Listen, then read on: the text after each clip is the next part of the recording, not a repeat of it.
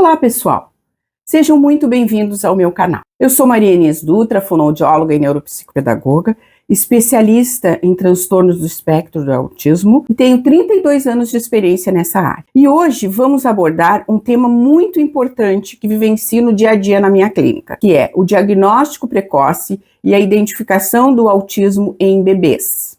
Você sabia que identificar e dar atenção aos sinais do autismo desde os primeiros meses de vida pode mudar completamente o prognóstico e a história dessa criança, se ela vai falar, ler, escrever, se vai ser uma pessoa adulta independente, que tem uma família, uma profissão como todo mundo? O transtorno do espectro do autismo é uma condição do neurodesenvolvimento que se manifesta de diversas maneiras, afetando a comunicação, a interação social e apresentando interesses restritos e repetitivos. É importante notarmos que o autismo é um espectro, o que significa que ele se apresenta de diferentes formas. Cada indivíduo autista é diferente do outro. Cada bebê diagnosticado tem algumas características que são diferentes. Então aí vocês podem me dizer, mas tem coisas que um bebê normal faz também. Tem, certamente. Só que é um conjunto de características que vão definir um espectro. Então nós nunca devemos nos basear no que falam sobre outros autistas, sobre outras bebês, outras crianças,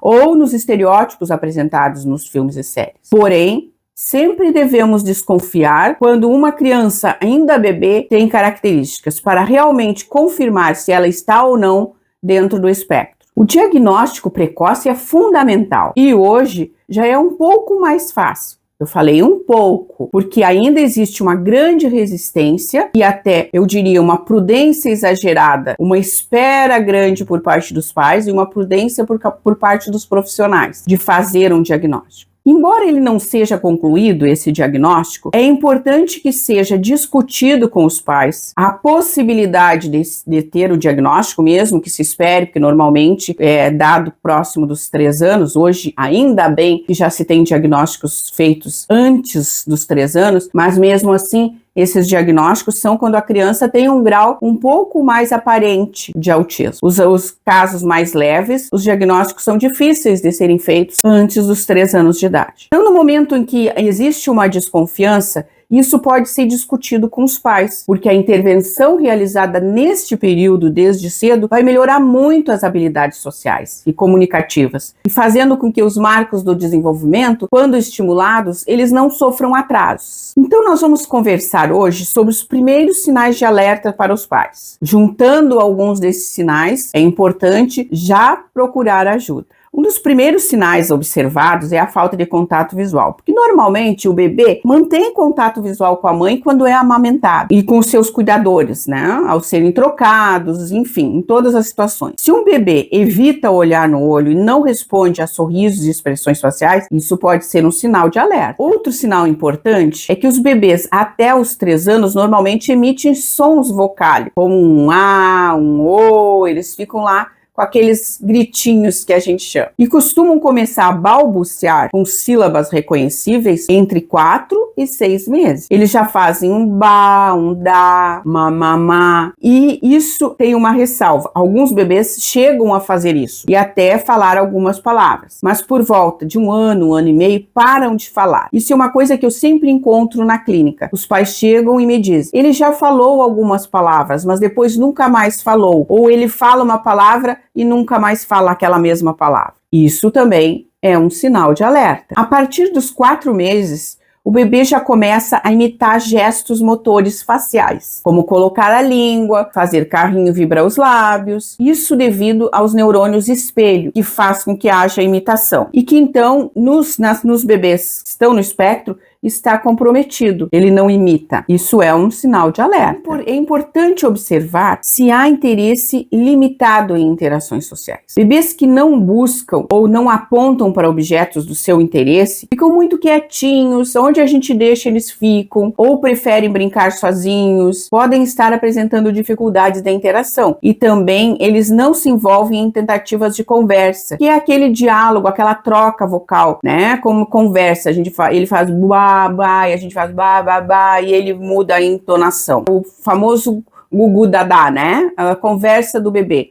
em que a gente a imita e vai acrescentando mais sons para que ele aprenda. Temos também que nos preocupar com as reações atípicas a diferentes estímulos, como por exemplo estímulos que provoquem dor, podendo reagir de maneira exagerada. Alguns bebês nós não podemos nem tocar, que choram ao mínimo toque, ou ser indiferente, aquele bebê que cai, se machuca e nem chora. Alguns parecem também evitar abraços, beijos e outros contatos físicos. Isso pode ser um indicador de sensibilidade tátil. O bebê não tolera e tem essas reações atípicas. Se a sua criança parece estar mais interessada em objetos que se movimentam do que interagir com outras crianças ou até mesmo com vocês, isso pode ser um sinal inicial. Aqui vem um aspecto muito importante, e às vezes ele é confundido. Bebês normalmente respondem quando são chamados pelo nome, especialmente a partir dos 6 meses de idade. Se um bebê não responde consistentemente, o que é isso? Que às vezes ele responde e às vezes ele não responde. Os pais costumam chegar na clínica e me dizer, ele responde, a não ser que ele esteja no brinquedo dele muito concentrado, aí a gente chama várias vezes e ele não responde. Isso é um sinal. Ele, na verdade, ele não responde quando chamado pelo nome. Ele só responde quando ele já estava disponível e aí ele virou porque ele já viu alguma coisa que interessou. Eles têm dificuldade de sorrir, demonstrar alegria. São bebês extremamente sérios, que a gente faz gracinhas,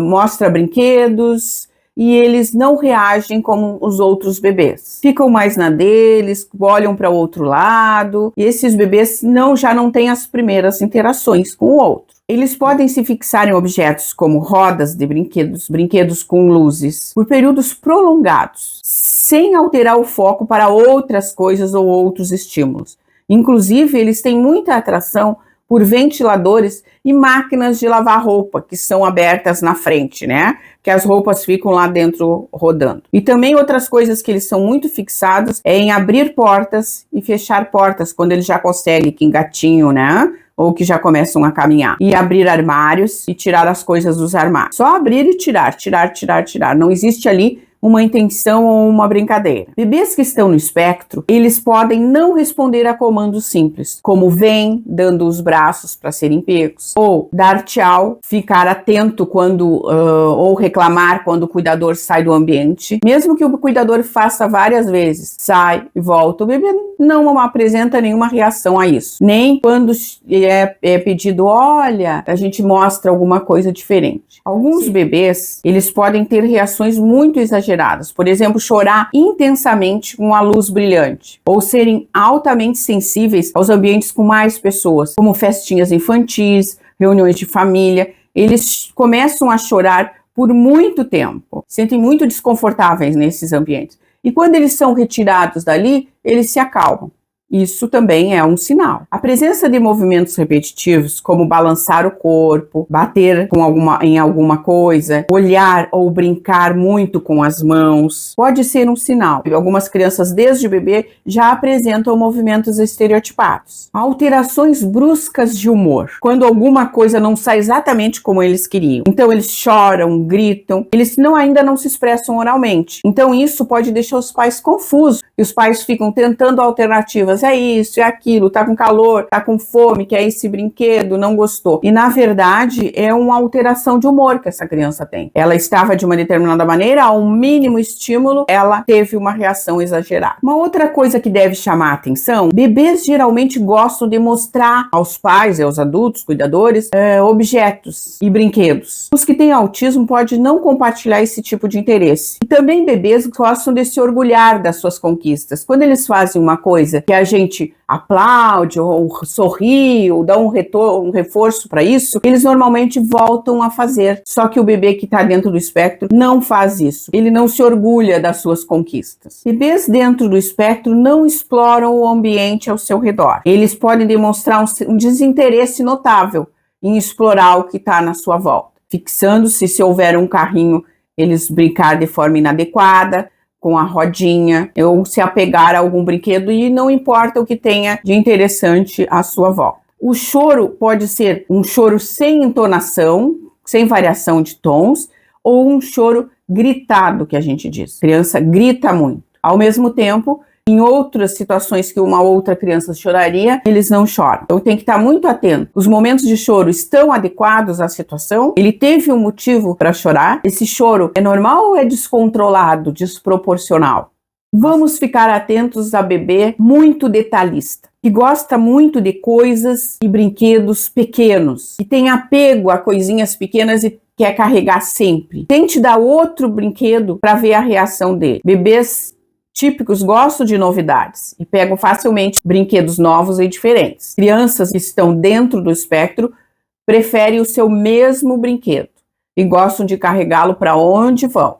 E aqui não podemos confundir com as naninhas e as outras coisas, ursinhos, que as crianças normais também carregam. Mas se for dado um outro brinquedo, elas trocam facilmente. Então, essa é a diferença de um bebê autista. Se você notar que a sua criança tem quaisquer desses sinais de alerta, o primeiro passo é procurar ajuda com um profissional especialista nessa área, para conversar sobre suas preocupações.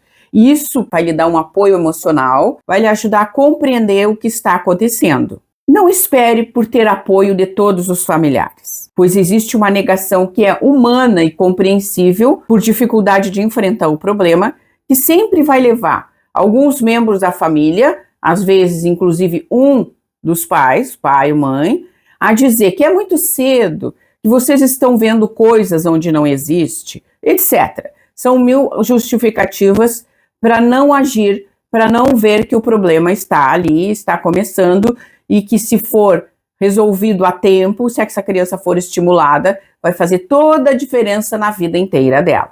Hoje era isso que eu queria conversar com vocês. Se você gostou desse assunto, curta, compartilhe e deixe suas dúvidas ou sugestões aqui nos comentários. Terei muito prazer em responder. Obrigada!